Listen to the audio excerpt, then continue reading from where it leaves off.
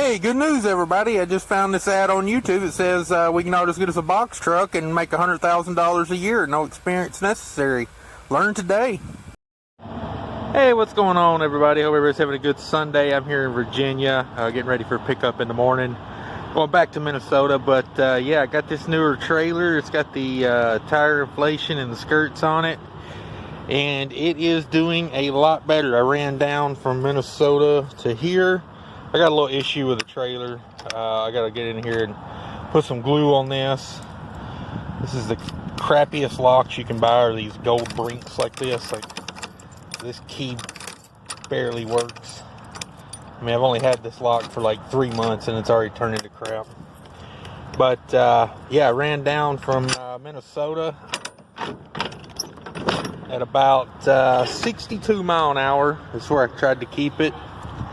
And I averaged 8.2 miles per gallon on the way down, so hopefully I can keep that going. But I don't know if you guys can see that up there or not. Yeah, it got a little rough when they was loading that load up, and given the inside of this trailer isn't the greatest. I mean, you can see, you know, it's got some scars.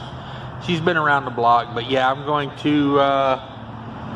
to hit that joker with some Gorilla Glue and see if I can get it to stay up. And yeah, that's my Sunday afternoon project. May sweep the trailer out too, I'm not sure. I mean, it's not real bad. The load I go pick up next, they don't care as long as there's no big chunks of wood like sticking above the grooves. So I may just wait, sweep it out after I unload that load. But that's what's going on Sunday afternoon. Let's see if we can get this knocked out. Alright, so I put that entire bottle of Gorilla Glue on there. I mean, this trailer's had problems here before, as you can tell. They sealed it, screwed the panels together with a little thin piece of wood. But yeah, maybe that Gorilla Glue will hold it. It was like an $8 fix. If that works, it's all good. If not, I'll have to take it to the shop. But hopefully that holds it. Like I said, put a couple load bars on here just for the time being. I'll probably leave them on until in the morning. I don't have to get it loaded till tomorrow, so it's going to have about, it'll have about 18 hours secure before it has to do any real work. So that's it. Hopefully it works. Hey, how's it going out there today, everybody? Hope everybody's having a great day. I'm in Virginia, and it is hot and it is humid, and I just did a trailer repair, as you can see, so I am sweating. And if you could, do me a favor, hit that subscribe button, hit that like button, leave me a comment. I appreciate all that. One quick little rant I want to go on here. If you leave a comment, if you leave a question as a comment, I will do my best to answer it. Also, added bonus, there's a lot of guys that watch these videos that have a lot of experience, and it's a broad net, so you may get an answer from someone else that knows, you know, the answer. But also, I suggest watch the entire video before you leave a question. This past week, I've had 2 to 3 instances where people have asked questions that I answer in the video. And, you know, it's like, at least do me a solid and watch the video to see if the answer's in there, instead of just asking me, you know, right at the beginning of the video. But anyway, that's how it's going, guys. I am in Virginia. Like I said, it's hot, it's humid. I just got done with a run down last night from Minnesota. The new trailer, as you see, I'm doing repairs on it already. But, man, that trailer is rough on the inside to be 5 years old. And I see why. You know, I was getting loaded in Minnesota the other day, and the guy just, you know, he's just running the pallets all the way down the side of the trailer, you know. And I tell him, I was like, hey man, you know, I got rubber patches on the side of this trailer, and you know, I got my load locks standing up at the end of the trailer, and as soon as he clears the load locks, he's on the wall, and I'm just like, you know, those rubber patches are going to come off if you keep riding the wall like that. And he shook his head yes, like he understood what I was talking about, but I don't think he did. I'm not sure he spoke English, but you know, I don't know, maybe had a language barrier going on there, but he just kept riding the wall on it. And, you know, I had to take a phone call. I couldn't stand there and babysit him all day, but I was not surprised when they got it unloaded and I had a big piece of plastic hanging off the wall. It had already been patched there once, and, you know, when he's riding the wall with the pallets all the way down, it's going to do it every time. even a new trailer, it ain't gonna last long. You know, if they're running pallets down the side of the wall, it just ain't gonna last long. But I'm digging the trailer otherwise. Tire inflation system, I enjoy that. It doesn't make that big a difference to me. I hit all my tires with a tire gauge once a week, and then once a week I go through Tire Pass at Love's. So twice a week, you know, I'm getting all my tires checked with the gauge and, you know, properly inflated.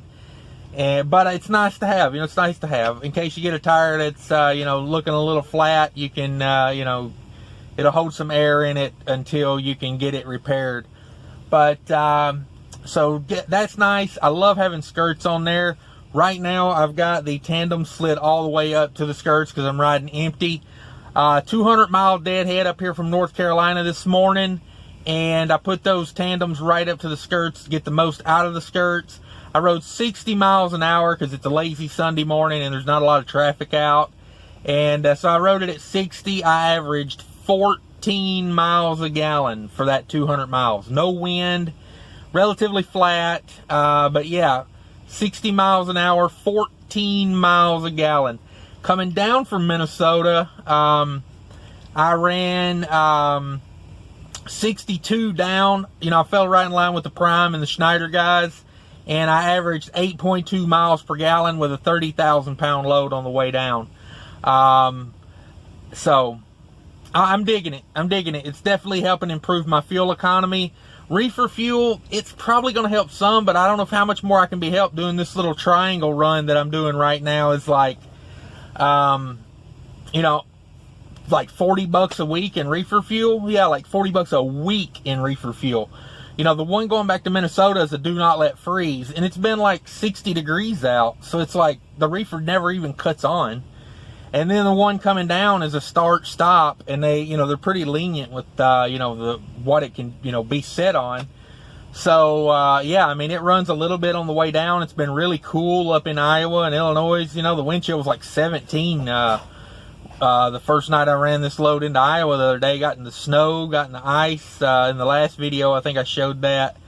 But, yeah, just not using a lot of reefer fuel. I'm hoping this reefer does a little better than that, but I mean, God, I can't complain even with the old one at 40. But so this is not contract freight that I'm doing right now. It's you know, it's open market freight.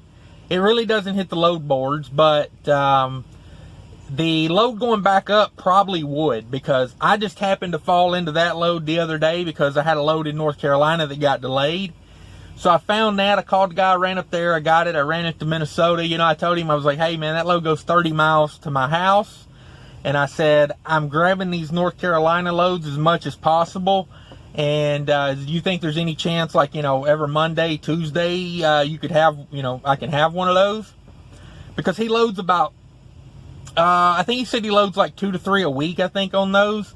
So I told him, I was like, you know, you don't even have to worry about trying to find somebody. I said, I'll stick with the price it's set at, and because, you know, it's a better price than what you're going to get on the spot market. So I was kind of just, you know, trying to appease him as much as possible, and I don't know, maybe it seems like it's worked, because this will be my 4th time coming down and going back.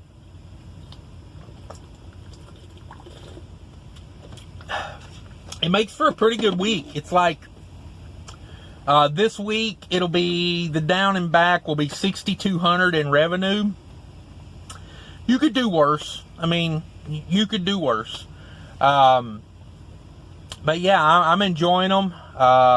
It's like a little over 20, it's like 2,700 miles loaded, and, you know, there's like, it's a little under 2,700. It's like 2,650, because total I have about 300 miles of deadhead in it. You know, about 230 here, and then like 70 up in Minnesota is the deadhead. So, you know, it's not a bad gig.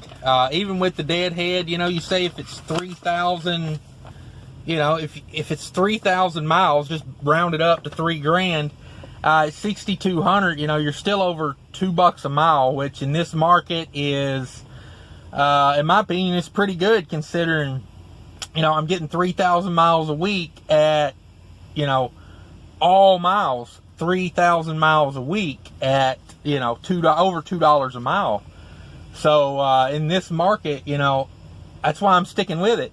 I mean, honestly, I'd like to take 3 or 4 days off at the house when I get up there, but I don't want to fall out of this routine and, you know, have to be fighting the spot market for cheap freight. You know, and cheap freight to me is, you know, it's got to be pretty cheap to be cheap freight. I hate when people, that is one of the terms in trucking that I absolutely hate. If y'all been watching my videos for a long time, you know I hate the term cheap freight.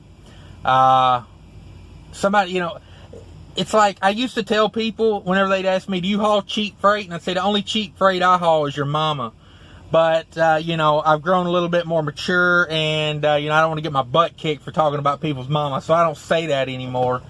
But that's always what comes to mind when people, you know, are like, talk about cheap freight. I'm like, the only cheap freight is your mom. But, you know, I digress.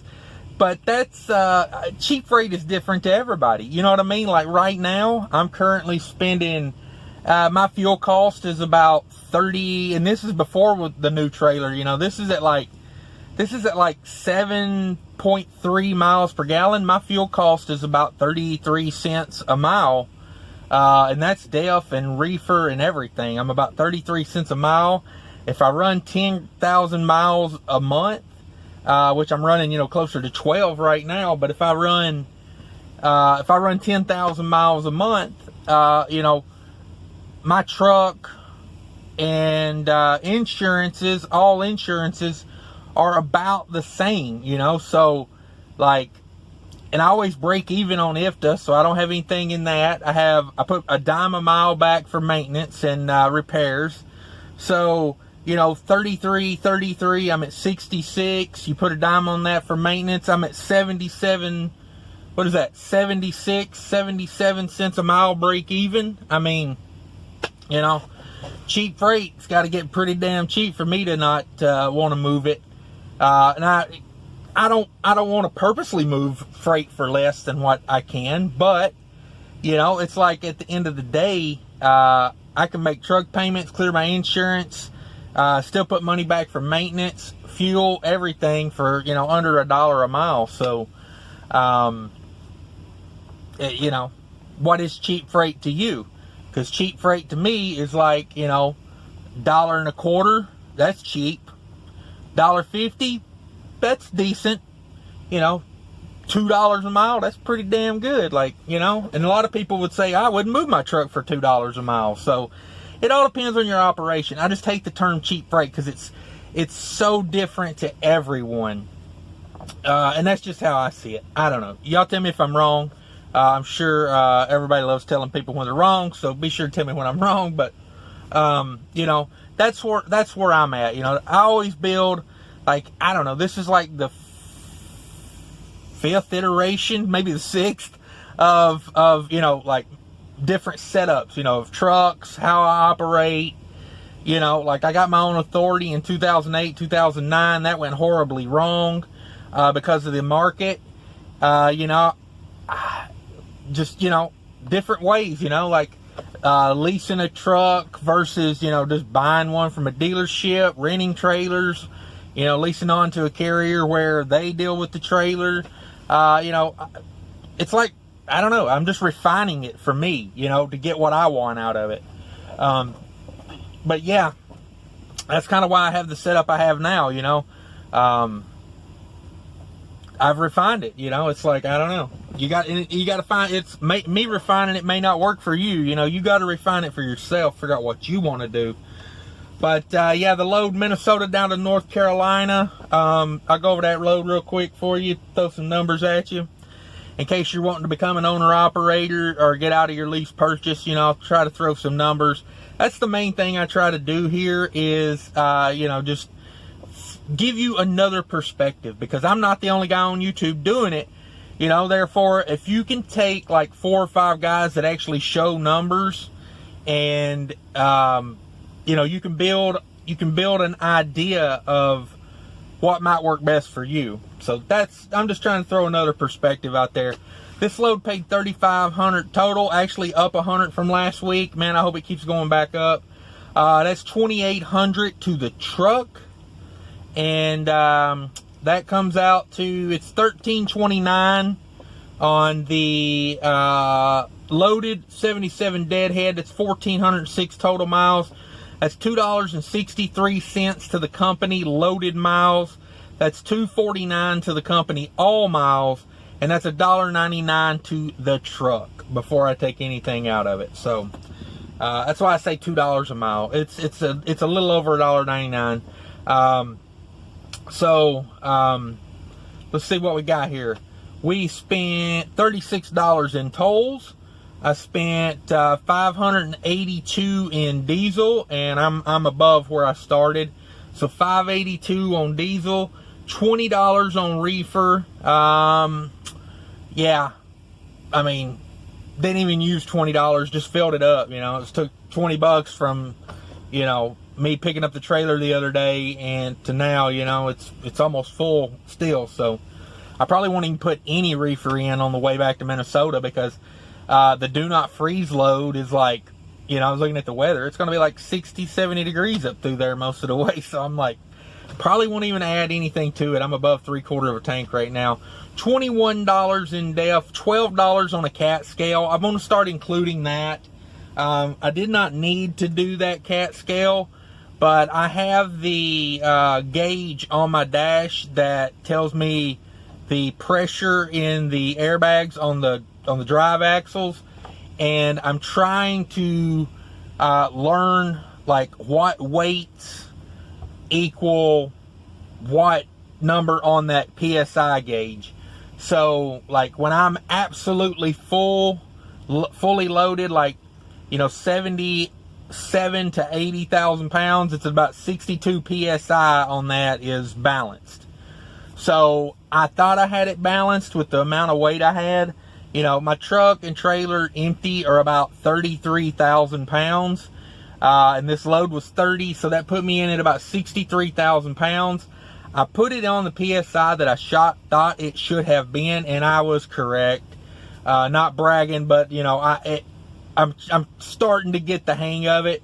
The problem with it is I wasn't scaling a lot of the loads, so I wasn't learning what, you know, what weights were balanced at what PSI. So I started hitting a few scales here and there when they're convenient, and even if I don't, you know, because I know if it's the max, if it's 80,000 pounds, as long as I'm like 60 to 62 on that PSI gauge, it's going to be a balanced load.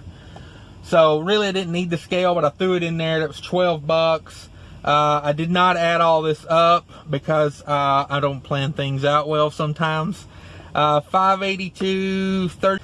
That left me with like 2150, somewhere in there, after I paid all my incidentals. And yeah, not a bad 2-day run. But that's where I'm at right now. That's how that worked out. Appreciate everybody watching. Take care of each other out there, and until later.